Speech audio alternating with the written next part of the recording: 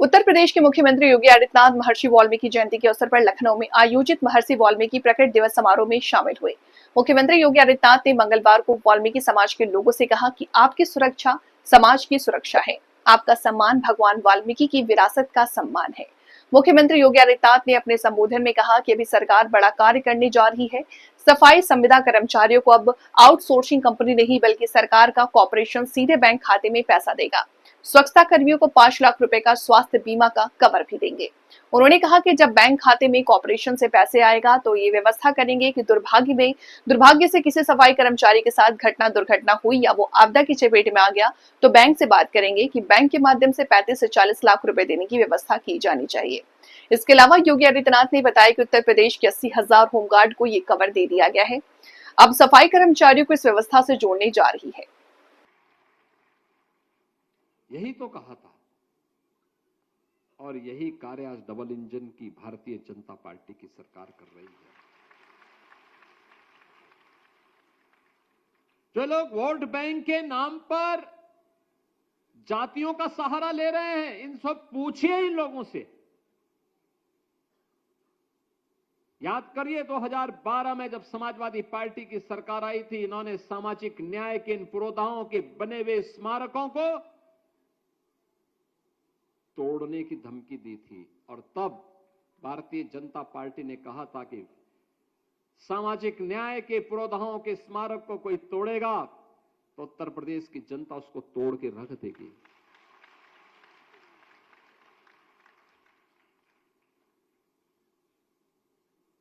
आज इनको प्रत्येक प्रेस वार्ता में बाबा साहब भीमराव अंबेडकर का नाम का स्मरण लोग करते हैं, लेकिन तब बाबा साहब भीमराव अंबेडकर के नाम पर बने हुए मेडिकल कॉलेजेस का नाम बदलते थे, बदल दिया था। कन्नौज के मेडिकल कॉलेज का नाम बाबा साहब भीमराव अंबेडकर के नाम पे था। समाजवादी पार्टी की सरकार में उस समय के मुख्यमंत्री ने बदल दिया नाम। हमारी सरकार ने फिर से नाम बाबा साहब के नाम पर किया।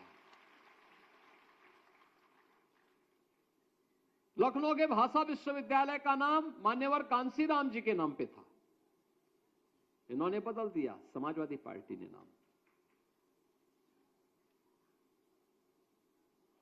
मेरठ के सहारनपुर के मेडिकल कॉलेज का नामकरण भी ऐसे सामाजिक न्याय से जुड़े हुए पुरोधाओं के नाम पर था, इन्होंने बदलने का पाप कर दिया। बहनों और भाइयों, इनके दोहरे चेहरे हैं। हर एक कार्य को वोट बैंक की दृष्टि से लोग देखते हैं। ये राम और कृष्ण का विरोध करते हैं, भगवान राम का विरोध का मतलब भगवान वाल्मीकि का विरोध, और यही तो ये लोग करते थे। कहते थे राम हुए ही नहीं, यानी इसका मतलब इन्होंने महर्षि वाल्मीकि की भी उत्पत्ति और उनके प्रकट उत्सव को भी प्रश्न चिन्ह खड़ा किया। कहते हैं कृष्ण हुए ही नहीं, यानी भगवान श्री कृष्ण के अवतार को ही इन्होंने प्रश्न के चेहरे में, प्रश्न चिन्ह के घेरे में रख करके महर्षि व्यास की भी प्रकट और उनके अवतार को भी इन्होंने प्रश्न चिन्ह के घेरे में खड़ा कर दिया।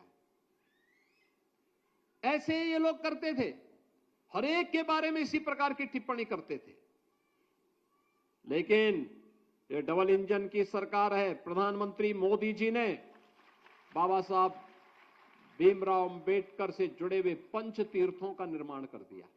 5 तीर्थ भगवान, यानी बाबा साहब के जन्मभूमि, जहां जन्म उनका हुआ था मऊ छावनी मध्य प्रदेश में, वहां भव्य स्मारक बनाया गया।